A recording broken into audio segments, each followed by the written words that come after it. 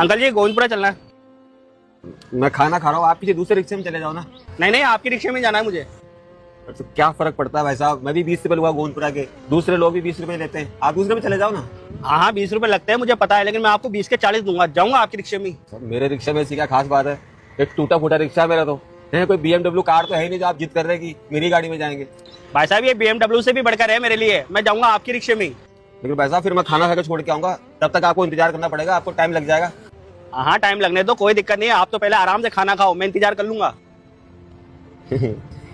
चलो फिर ऐसी बात है तो मैं आपको पहले छोड़ ही आता हूँ, आप इतनी जिद कर रहे तो।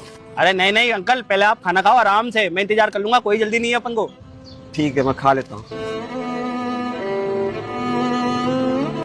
आजा भाई साहब, खाना खा लिया मैं, आपको छोड़ दूं गोविंदपुरा।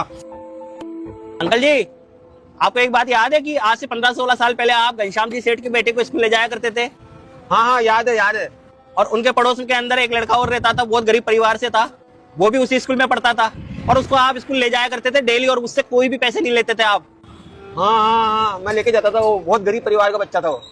और जब उस बच्चे के पिताजी ने आपसे पूछा था कि आप मेरे बच्चे को रोज स्कूल क्यों लेके जाते हो, वो भी फ्री के अंदर, तब आपने उसे ऐसे कहा था कि जब सेठ जी के बेटे को मैं उस स्कूल लेके जा रहा हूँ और उसी स्कूल में आपका बच्चा भी पढ़ता है, अगर ये बैठ करके मेरे रिक्शे में चले जाएगा तो ना तो मेरे कोई एक्स्ट्रा टायर घिसेंगे, ना मेरी एक्स्ट्रा बैटरी लगेगी, कौन सा मेरा खर्चा लग जाए, एक बच्चा और पढ़ लेगा। पर भाई साहब आप ये सारी बातें आप कैसे जानते हैं? मैं इसलिए जानता हूँ क्योंकि वो गरीब बच्चा मैं ही था, मुझे आप डेली स्कूल ले जाया करते थे फ्री में।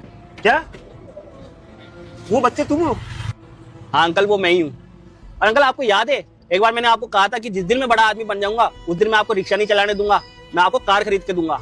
हाँ हाँ एक बात तुमने मजाक में बात कही थी मुझसे, उस वक्त तुम छोटे बच्चे थे ना। नहीं अंकल वो बात मैं आपको मजाक भी नहीं बोला था, मैं उस वक्त बहुत सीरियस था, और आपके आशीर्वाद से आज मैं बड़ा बिजनेसमैन बन भी गया हूँ। वो कार आपके लिए खरीद लिया हूँ। मेरे लिए कार खरीद ली? हाँ अंकल, पहले आप मुझे स्कूल छोड़ के आया करते थे और स्कूल से लेके भी आया करते थे, अब आप मुझे ऑफिस छोड़ के आओगे और ऑफिस से लेके भी आओगे। पार्ट टाइम के अंदर ये गाड़ी आप अपने पास ही रखना। हाँ मैं आपको इस काम की सैलरी भी दूंगा। सैलरी भी अलग से दोगे और कार भी मैं ही रखूंगा? वाह बेटा, मुझे तो मैंने तो कभी सपने में भी नहीं सोचा था कि मेरी एक छोटी सी मदद के बदले तुम मेरी जिंदगी बदल दोगे। नहीं अंकल, आपने मेरी जिंदगी बदल दी। आपको पता है जब आप नहीं मिले थे तो मैं 5 किलोमीटर स्कूल पैदल आया जाया करता था, और जब आप मिल गए तो मैं आपके रिक्शे में आया जाया करता था, और आपकी बदौलत आज मैं पढ़ लिख करके इतना बड़ा आदमी बन गया। अब अंकल ज्यादा सोचिए मत, अब चलो मेरे घर और ये रिक्शा छोड़िए, अपनी कार संभालिए। चले?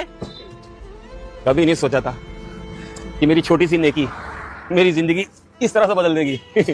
अब मैं भी कार चलाऊंगा।